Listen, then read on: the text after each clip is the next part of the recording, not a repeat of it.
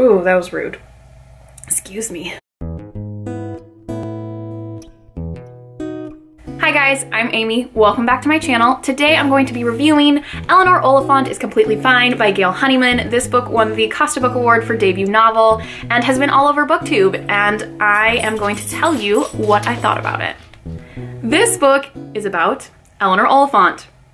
I'm sure you figured that out, you know, context clues and such, and it is told from her point of view directly, first person specifically, which is something that can be really hit or miss for me, but I absolutely adored it in this book because Eleanor is not a typical person, if you want to say that there is such a thing.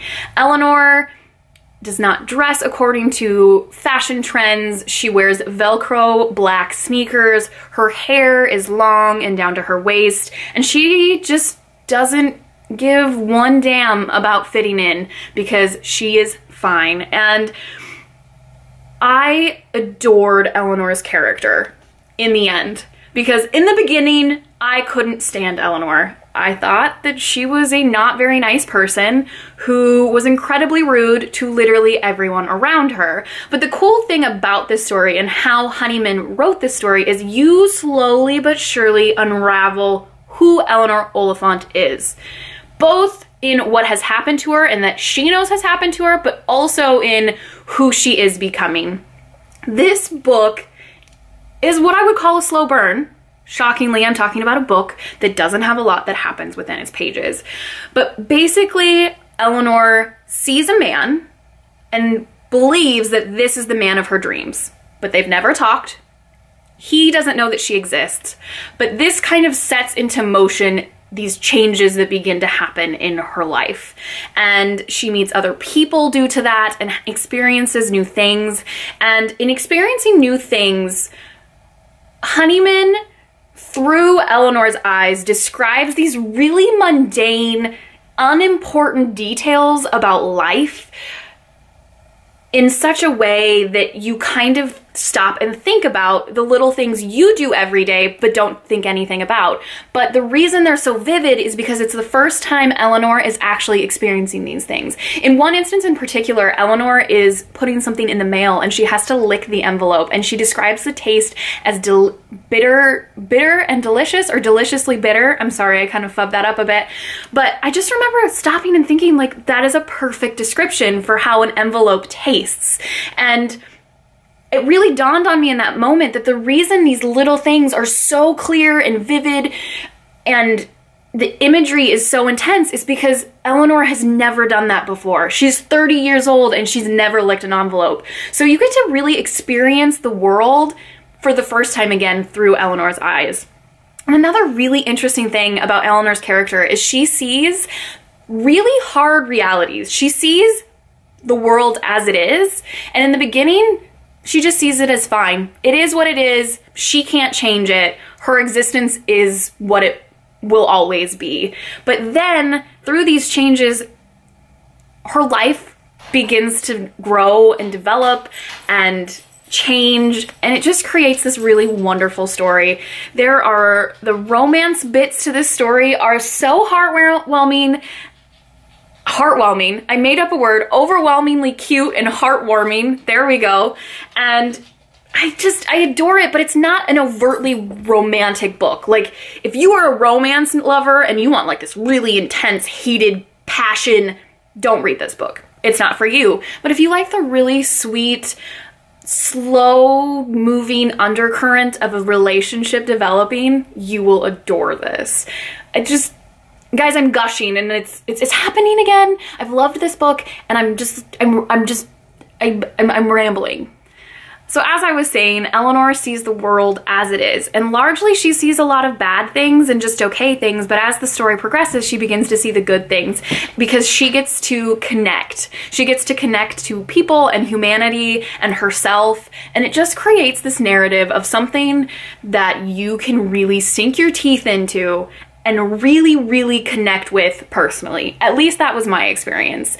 And so for that reason in particular, my husband's gonna walk through the door and it's gonna get loud, but we're gonna ignore him, and the cow's gonna freak out.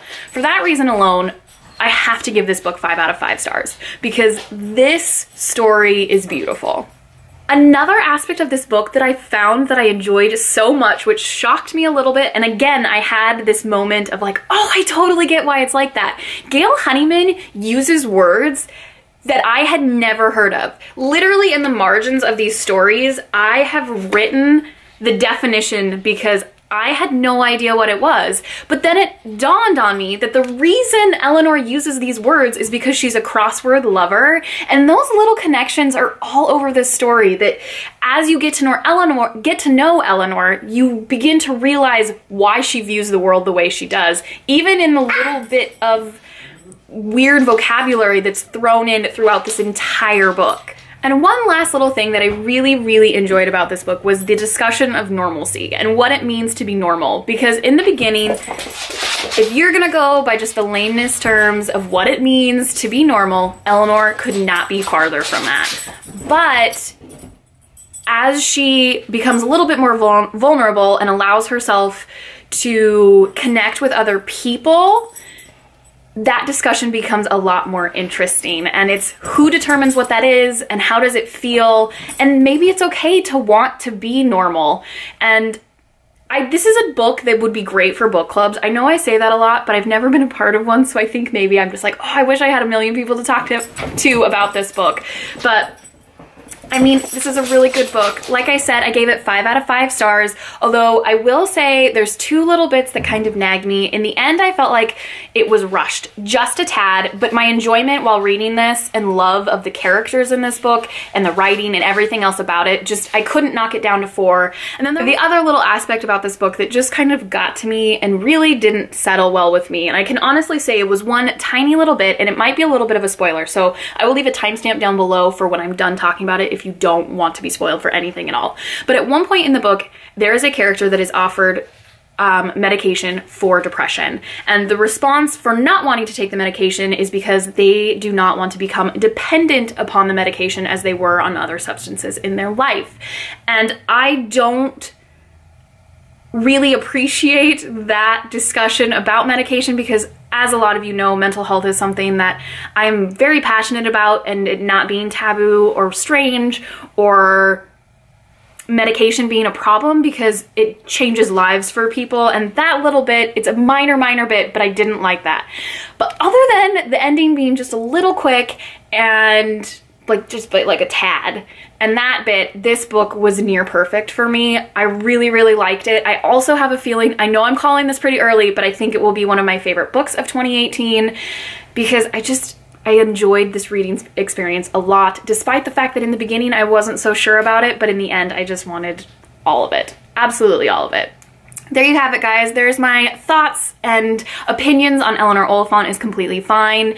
Obviously, I enjoyed it. I gave it 5 out of 5 stars, which is something I don't do lightly. So let me know if you guys have read it or if you're planning on reading it, and any thoughts that you have down below. You can also say hi because hi. But if you guys like this video, please like it. Thank you so much for watching, and we'll see you in my next video. Happy reading!